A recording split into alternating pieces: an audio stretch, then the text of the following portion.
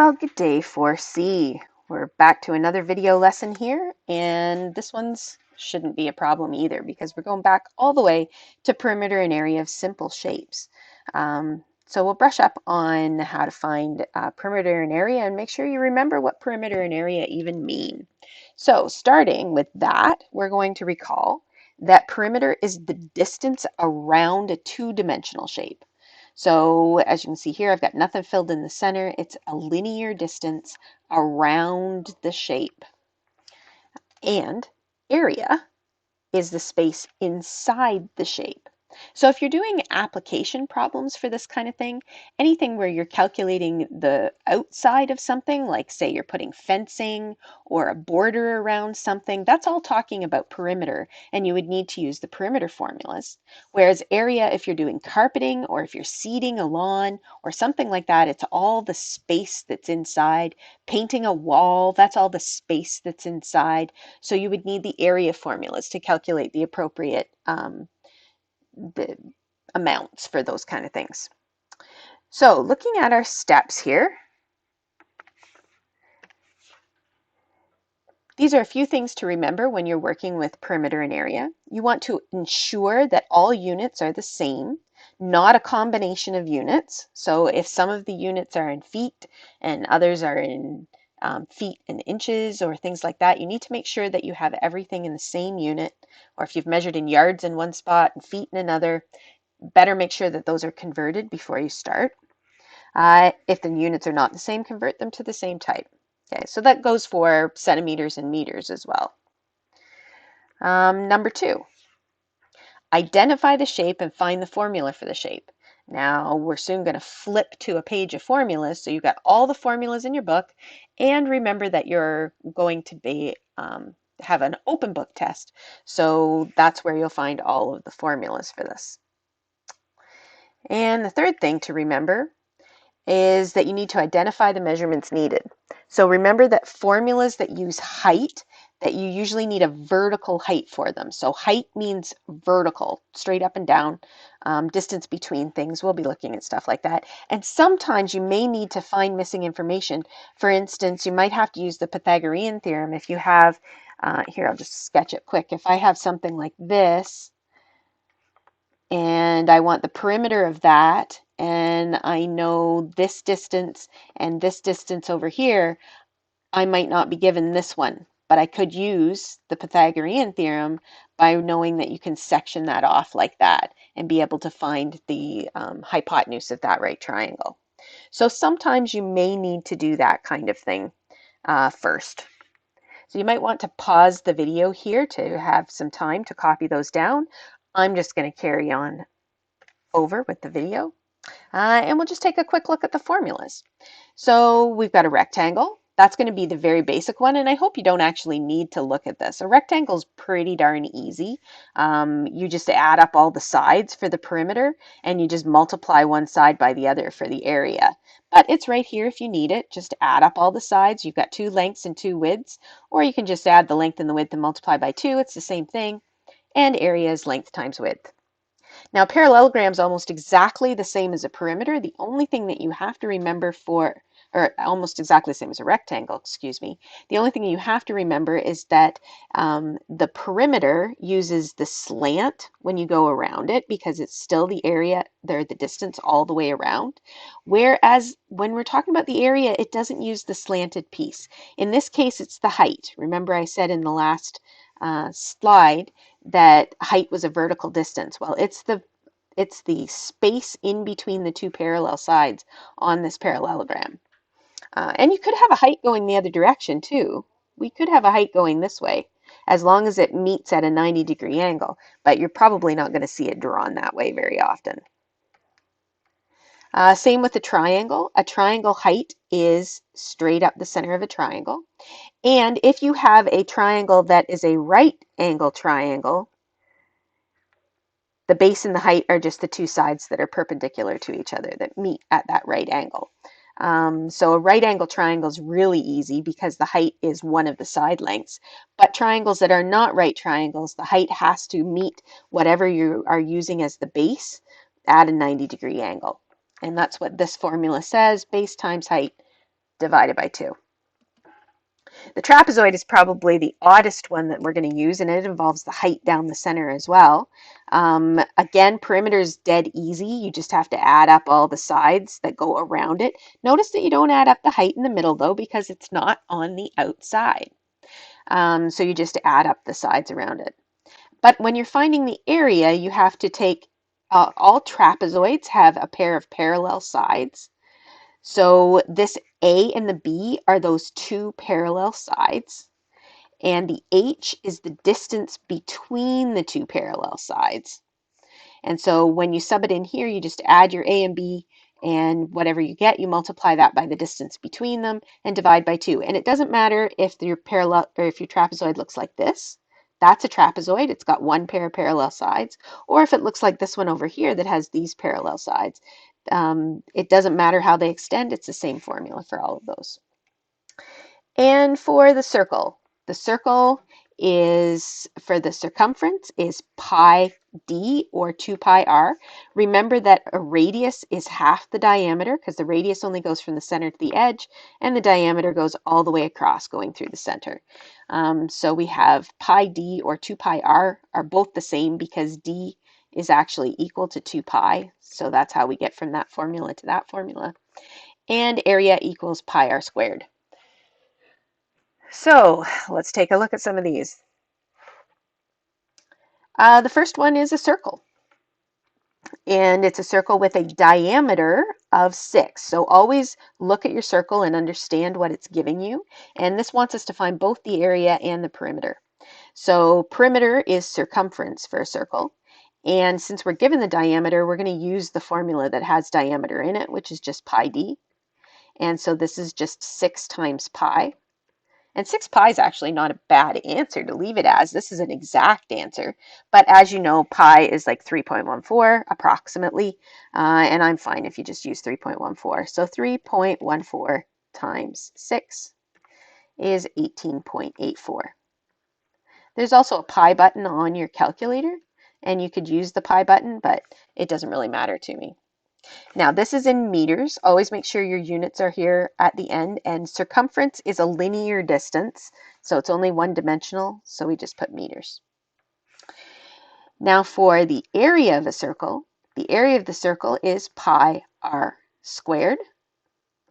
And in this case, we got to be careful because I don't want 6. I want the r. So I have to remember that I got to split it in half to get the radius. So this is going to be pi times 3 squared. And remember that you have to do 3 squared first. So this is going to be 9 times pi. And again, you could leave that exactly. 9 pi is an exact answer. Or you could do 9 times 3.14. And that's 28.26. And this is an area. Area, remember, is the two-dimensional measurement there. So if it's two-dimensional, we need to have the units in squared units. So I have to put meters with the squared on it. So once again, if that was a little hard to take in, you can pause the video and copy this down or rewatch it if you need to. Going on to the next example. Find the area and perimeter of the following triangle. Okay, so this is one of those isosceles triangles we were talking about before. And you have to take a look at it and make sure they're in the same units, because this side is measured in centimeters and this side is measured in meters. So you got to switch them one way or the other. I think I don't want to work in really big units, so I'm going to write 1.4 meters here instead of leaving it as 140 centimeters and changing this into centimeters. And remember that if it's an isosceles triangle, which is what these little tick marks mean, that this is also going to be 1.4 meters. Now if we're going to find the perimeter is side plus side plus side, which in this case is 1.4 plus 1.4 plus 1.4. Whoops, not 1.4, sorry, 2.8.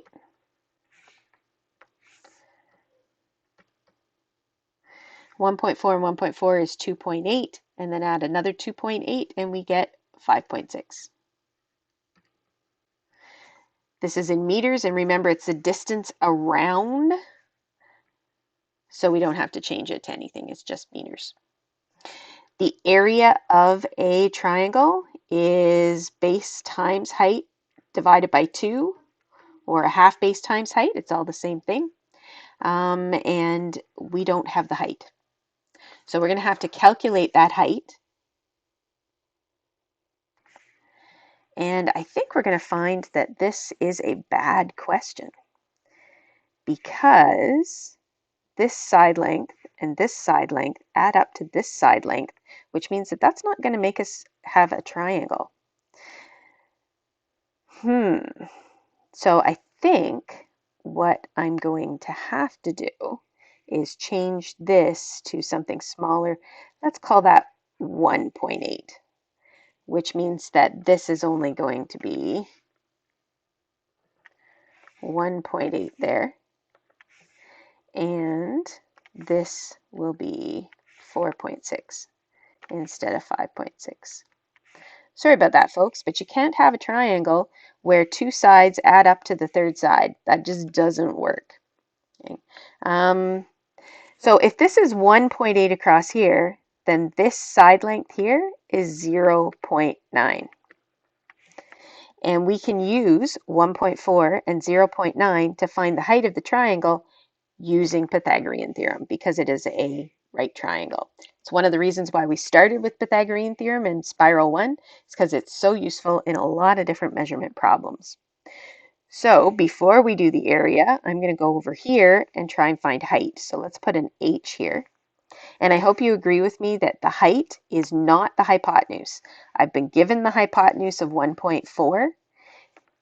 So we're going to say c squared equals, or not c squared, sorry. We're finding the hypotenuse, or not finding the hypotenuse. So it's a squared equals c squared minus b squared, because we're already given the hypotenuse. So it's going to be 1.4 squared minus 0.9 squared. Let's pull that up on the calculator.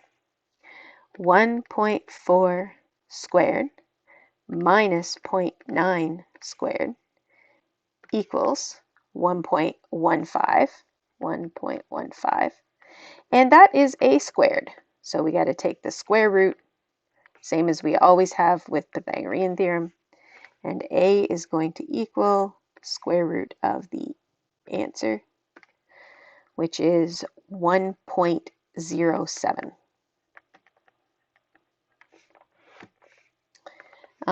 So in this case, that a is our height. So our height is 1.07. So let's plug this in over here. Our base is 1.8. Our height is 1.07 divided by 2. So let's plug this in here. 1.07, I'm just going to leave that in there, times 1.8. Get our answer, and then that has to be divided by 2. So the area is 0.97 approximately. 0.97. And 0.97, this is measured in meters, and it's area, so it has to be square meters. So I'm just going to put this over here to say what this is. This is finding H, which we maybe should have used an H instead of an A. You can change that if you want. Okay. So this one says, look for where you may have to use Pythagorean theorem. Okay, let's go down to the trapezoid. Okay, so this is a regular trapezoid. What that actually means is that this side length and this side length are exactly the same. So this is also 6 feet over here. And it says find the area and the perimeter. Once again, the perimeter is easy, and you can write down that as add all sides if you want. Add all sides, which in this case is 6 plus 6 plus 11 plus 18. 6 plus 6 is 12, plus 11 is 23, plus 18 is 41 feet. And now we just have to use that weird trapezoid formula. You can find it on the other page to find the area of the trapezoid. Area equals A plus B times H over 2. And remember, A and B are the sides that are parallel to each other. So in that case, it's going to be this one, and the H is the distance between those two. So for area, we're not using the slanted sides at all, so we never use that 6 there. So we go 11 plus 18 times 5 divided by 2. 11 plus 18 is 29 times 5 divided by 2. I'm going to grab the calculator for that one.